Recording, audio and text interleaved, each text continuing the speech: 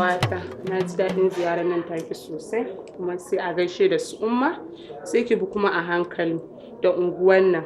Saboda nan unguwar akwai 'yan warce, in baki wasa ma ana iya sace mutane a nan. Tabɗe ta haka ni ba wanda ya sai mun warce. To ba dai cika bakin ba, Allah dai ya kiyaye. To na gode ƙawata. To Allah ya kiyaye hanya.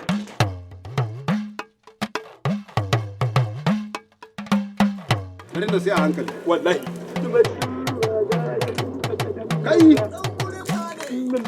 Ba ta da hankali, wallahi da kanta. A ɗaya. Da kanta. Don kulma ana ɗaya. Don kulma kana da matsala.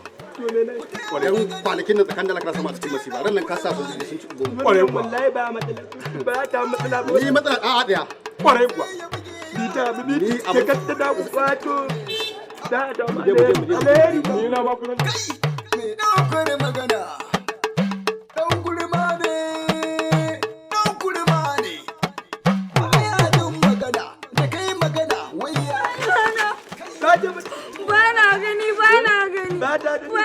Ba ta gani a wuce billahi. Ba ta gani, ki dawo da Allah ba ta gani. Allah ta ci, sai maka. Ba ta gani, ki dawo da Allah ba ta gani. Allah ta ci, to ya gane, ko kuwa bai gane.